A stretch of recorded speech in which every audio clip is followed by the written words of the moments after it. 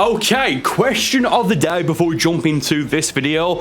If you could add just one character from the Dragon Ball Super Manga into Dragon Ball Sparking Zero, which one character would you pick? And do feel free to also say why. Would it be Moro, Maris, Granola, Gas, whoever, even maybe Super Saiyan Goku Black, which if Goku Black can turn into Super Saiyan God or Super Saiyan Rose, which is basically Super Saiyan God Super Saiyan, he can of course become Super Saiyan 1, 2 or 3, so maybe we'll see that in the game. Who knows? Probably not, but who knows? Okay, rather exciting times for Dragon Ball Sparking Zero. So there's already manga orientated. No, it's not. That's definitely not. Manga content that started from the manga is already confirmed, and we've seen this to be in Dragon Ball Sparking Zero as of right now. So presumably the recording and upload of this video, it's only, as far as I'm aware, 2 things. Both of those things are attacks. Firstly, we've got Super Saiyan Blue Evolution Vegeta's Gamma Burst Flash, I always want to say Gamma Ray Flash, and based from Goku Black's Black Bind. Now, they both use this again in the manga rather of Dragon Ball Super. With Vegeta's attack, yes, it started in the manga. Funny enough, these are both skills that happen in the Zamasu saga, like the Zamasu arc. Yes, Vegeta's attack started in the Dragon Ball Super manga, but it then later, and I only found this out after I tweeted or however about it, later then became available in Dragon Ball Z Dokkan Battle, and one of the, or it may have just been the arcade version of Super Dragon Ball Heroes, or Dragon Ball Heroes, whichever one it is. So yes, so that start where the origin is in the manga, and now it's became, you know, in other media, the video games, all that good stuff. But something very interesting has came out only very recently, again, as of this upload. So before I mention this first part, this next part's going to sound like I'm throwing shade at the guy. I'm not. I'm definitely not. And I don't think it'll come across that way. But it's just how I'm rehearsing this video, and you might come across that way, what have you. So I found a tweet, which was only posted again yesterday, last night, but barely 24 hours ago, as of right now, from a guy called Jared Hendrick 6 over on Twitter. Now, and the only reason why I said that it might sound like I'm throwing shade at him is because I didn't hear of this guy before now, and I've researched him, and it seems like the guy is rather legit. Okay, so he tweeted this saying, just going to say this, I'm not outing anyone, but I literally know someone who is a part of the Dragon Ball Hero staff, and they have confirmed to me that, one, they can use Dragon Ball Super Manga content, including original characters and forms, and there's a few more tweets there. Let's go over the tweets by Discusser. Number 2, they don't, and this is important, they don't use them because they don't want to confuse the average Dragon Ball Super fan. Most Dragon Ball Super fans have only seen the anime. Even in Japan, the Dragon Ball Super manga is not very popular. So most people don't know about Granola, Moro, Maris, etc. I've got a pause right here. So when he says that the manga in Japan isn't popular, I don't know if he means that it's, look, of course, how long it's been ongoing for, commercially it is a success, but I think it's in relation to either and or both the Dragon Ball Super anime when it was airing, and or compared to other, I guess, Shueisha manga, such as One Piece. Well, really One Piece, right? It's like the #1 sending manga, I think, period. So I think it's in relation to that. I don't think it's unpopular because of lack of sales. I think it's in relation to how many people were viewing the anime, and again, and or how many people will buy and purchase and support the other manga I didn't say that. Other mangas, I do apologize. Again, compared to Dragon Ball Super's manga. Continuing, so I'm going to believe the person who actually works on a modern Dragon Ball game, and not some random internet rumor that spread like wildfire for some reason. They can use Dragon Ball Super manga content. It is not a rights issue thing. And he goes on to say how they've actually done some manga figurines in Japan.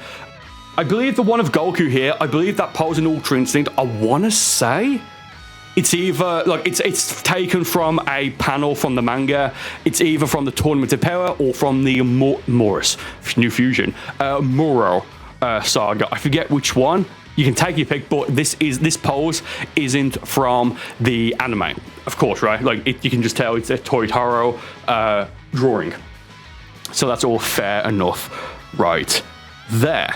So yeah, again, I just want to go over this. So again, if you're watching this video right here, you are not a casual Dragon Ball fan, right? Like if you're like a casual Dragon Ball fan is someone who probably hasn't watched anything since Superhero, right? You probably don't know about most, if not all, of the video games.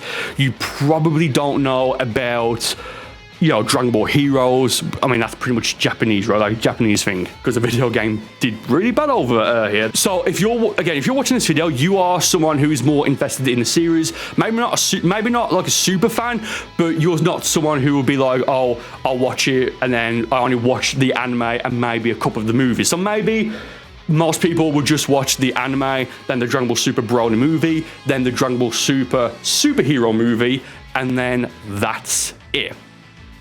So I do understand when I say they don't want to confuse people who aren't like the casual fan, right? And again, that's completely fine. Like if you only like the anime and or movies, or even just the video games, fair enough. But we all know who Moro is. We all know who Granola is. We all know who Meris is. You know, Ultra Ego Vegeta, Frieza, Black Frieza, whatever you want to call it. Like we know that even Goku Black rather, uses Super Saiyan in the Dragon Ball Super Manga. We know that Vegeta used Super Saiyan God in the Dragon Ball Super Manga. And yes, he uses Super Saiyan God in the manga years before he used it in the Dragon Ball Super Broly movie. So we know this, but again, from the casual fans point, and honestly, most people that will support Dragon Ball are going to be people who will probably just watch it and then maybe buy some of the video games. Right, like that's basically like the lifeline. Yes, we do that, but we are going to do it regardless, right? Maybe for better or for worse. So it does make sense that them going to wait until it gets animated to add them. So I want to mention this because I've been saying for a long time that yes, it's not an issue of that they are not allowed or that they don't have permission. It's just a case of, and if this is to be believed, which I do believe it is, that it's just a case of they don't want to confuse again the casual viewer. Now, I did look at this guy. He's, as far as I can tell, he's credible. He says here as well, I will also say this, if you think that I am lying or don't believe me, that's 100% fine and your choice to do so. But he has leaked many things from Dragon Ball Heroes months in advance, and he even posted about the Super Divers before it was officially revealed. Super Divers, Dragon Ball Super Divers, terrible name, is what's basically replacing Dragon Ball Heroes in Japan. There's a tweet here from, I believe this would be from the 3rd of February, or the 2nd of March. Again, I don't know the dates. The dates are displayed differently. So from early this year, 2024, Meteor Mission is most likely the end of Super Dragon Ball Heroes, and then they'll move on to the next Dragon Ball digital card game, which again is Dragon Ball Super Divers. Meteor Mission, if you don't know, is like one of the modes, I think, or like arcs, sagas in Super Dragon Ball Heroes. I think right now Ozoto is in there, and then there's some stuff about the cards which I'm not too sure about, as well as some I don't really play Heroes. I don't even watch the anime stuff when it gets released, or I watch it much later on. So again, like this guy, unless he just got very lucky, which I doubt it, he basically has contacts, right? So that's what I would believe him when he is told by people that work on the modern Dragon Ball games that it's not a licensing issue, but rather it's an issue of not, confusing the quote-unquote casual Dragon Ball fan. Again, people who will just watch the anime, the movies, maybe not even the movies, to be honest, or the movies and or even just separately the anime, right? Like maybe they don't even watch that, and then maybe they'll get some of the video games, whatever. So to me, that does make sense. And someone else has made a very good point here. Again, only yesterday's of this recording, so it's not if it's like old stuff. Saying, I would like to remind you that it is possible for manga characters to appear in games produced by Bandai. Junei has appeared in 3 games before finally being animated in the Dragon Ball Super Broly movie. So yes, Junei, Goku's mom, I believe she first appeared in the Dragon Ball minus. I just had it up. Where is it? The Dragon Ball minus, I think that's what it's called. It's like the Jacko, yeah, the Dragon Ball minus comic, which like I think like a Jacko special, whatever. And then she appeared in, as you can see here, in Super Dragon Ball Heroes before being animated, as well as in, I believe, Extreme Budokan, the 3DS game, I think. And of course, I completely forgot about this, she appeared in, and it was translated to English, in Dragon Ball Fusions. So again, it's not impossible, or it's not, you know, it's just not impossible for these characters to appear before they get animated. But can you just imagine how weird it would be if, let's say, in Tenkaichi 3 they just added Goku's mom, right? It just wouldn't make sense, right? Like, I mean, that would have confused me in all fairness. And also, just to wrap up this little video here, Shonen Games has posted very recently, like hours ago as of this upload, I'm sure, talking about basically the Naruto licensing, just to try and shed some light on, you know, Sparking Zero and manga content. So here's what the president of CyberConnect 2 said about using manga and anime licensing. Hopefully this shreds some light on the Sparking Zero discussion. While this pertains to Naruto, I still think that it's relevant to what's going on. A thread, which I agree, it is quite relevant because I'm still under the Shueisha banner.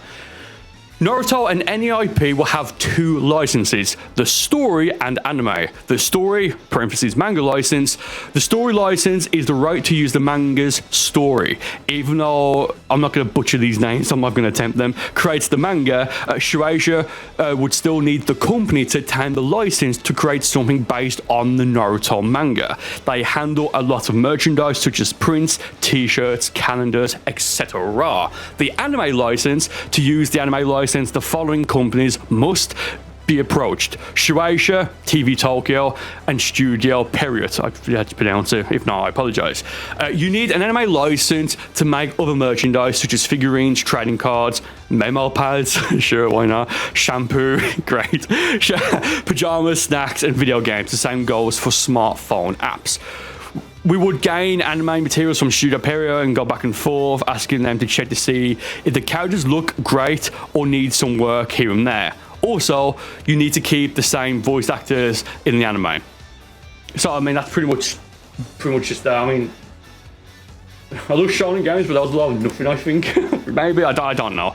But again, like, this is meant to be a somewhat shorter video, but what I'm getting at is that there was a rumor years ago, or it started years ago, saying that it was illegal or that they didn't have permission to use manga content in the video games. But we now know that that's not true. It's just that they're not doing it because they don't want to confuse, again, the quote-unquote casual Dragon Ball fan. Like, imagine that you're just someone, again, I said it earlier, let's say you're someone who just watched the anime of Dragon Ball Super, and then after Torn to Power, maybe then you watch the Dragon Ball Super Broly movie, then maybe even after that, a few years later, you then watch the Dragon Ball Super superhero movie, which the superhero movie, it takes place after the granola stuff in the manga. And they actually did say, I believe, during the promotion for the Dragon Ball Super superhero movie, that they it's not a separate timeline, but they've specifically not mentioned any of the events of like Moro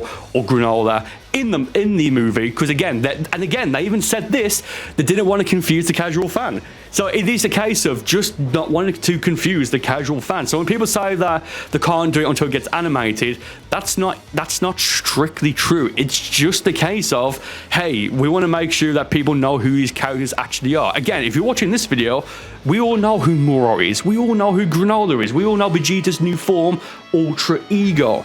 But yeah, I just want to make this quick video here. I just love talking about Sparking Zero. So leave your suggestions in the comments for any other sort of like discussion videos I might do. I think the next one will be about the GT content being most likely saved for later DLC.